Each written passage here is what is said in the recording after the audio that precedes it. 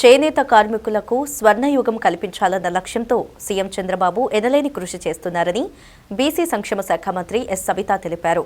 GST Mudra loans, జీవిత బీమా తదితర అంశాలెన్నో చేనేతలు తమకు తెలియజేయడం జరిగిందని, సమస్యలను ముఖ్యమంత్రి చంద్రబాబు కేంద్ర మంత్రి దృష్టికి తీసుకువెళ్లామన్నారు. విజయవాడ ఏ కన్వెన్షన్ సెంటర్లో ఏర్పాటు చేసిన హ్యాండ్లూమ్ మార్కెటింగ్ ఎక్స్పో 2024-25ను మంత్రి సవిత లాంఛనంగా ప్రారంభించారు. ఈ సందర్భంగా ఆమె మాట్లాడుతూ చేనేత వస్త్రాలు తెలుగు సాంప్రదాయానికి ప్రతీక అని తెలిపారు. రాబోయే సంక్రాంతికి ప్రజలంతా చేనేత వస్త్రాలు కొనుగోలు చేసి ధరించాలని పిలుపునిచ్చారు. తెలుగింటి పెద్ద పండుగ సంక్రాంతిని చేనేతతో జరుపుకుందామన్నారు. చేనేత వస్త్రాలు కొనుగోలు చేసి నేతన్నలకు అండగా నిలవాలని కోరారు. నేతన్నలకు ఆర్థిక భరోసా కలిగించడానికి రాష్ట్రంలోనూ దేశ విదేశాల్లోనూ చేనేత ఎక్స్పోలు, ఎగ్జిబిషన్లు నిర్వహిస్తున్నామన్నారు. ప్రతి నెల చేనేత ఎగ్జిబిషన్లు నిర్వహించేలా చర్యలు తీసుకుంటున్నామని తెలిపారు. కేంద్ర ప్రభుత్వ సంస్థ వీవర్స్ సర్వీస్ సెంటర్, రాష్ట్ర ప్రభుత్వం ఆధ్వర్యంలో హ్యాండ్లూమ్ మార్కెటింగ్ ఎక్స్పోను నిర్వహిస్తున్నామన్నారు. వారం రోజుల పాటు నిర్వహించే ఈ ఎక్స్పోలో 49 స్టాళ్లు ఏర్పాటు చేసినట్లు మంత్రి వెల్లడించారు.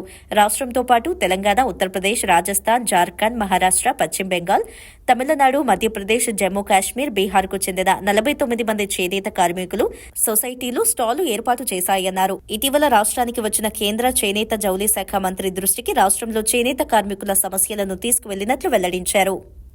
నేతన్నల పరిస్థితి అయితే చాలా ఇబ్బందిగా ఉంది. వాళ్ళు తయారు చేసిన వస్తువులు మార్కెటింగ్ చేసుకోవడం కూడా ఇబ్బందిగా ఉందన్న విషయం గతంలో మేము సొసైటీస్ దగ్గర వెళ్ళినప్పుడు కావచ్చు, పలు చోట్ల చాలా చోట్ల నేతన్నల పరిస్థితి దారుణమైన పరిస్థితి. గత ప్రభుత్వం నిర్లక్ష్యంతో మరికొన్ని చోట్ల అయితే ఆత్మహత్యలు చేసుకున్న పరిస్థితి కూడా ఉందన్న విషయం కూడా మీకు తెలియజేస్తున్నాం.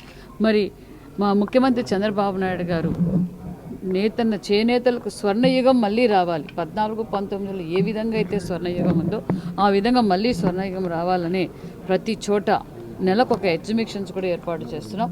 అదేవిధంగా వాళ్ళు తయారు చేస్తున్న ఏదైతే వాళ్ళ చేనేతలు నేస్తున్న చీరలను, వస్త్రాలన్నింటినీ మార్కెటింగ్ చేసుకోవాలి. కాబట్టి మార్కెటింగ్ ఆ సదుపాయం కూడా మేము కల్పిస్తున్నాం. అదేవిధంగా సెంట్రల్ నుంచి కూడా వాళ్ళకు కావలసిన సదుపాయాలు, సబ్సిడీలు కూడా ఇస్తున్నాం. అదేవిధంగా రాష్ట్రంలో మరింత చేనేతలకు 365 రోజులు పని కల్పించాలన్నదే మాన్యశ్రీ ముఖ్యమంత్రి చంద్రబాబు నాయుడు గారు, నారా లోకేష్ గారు ఉద్దేశం.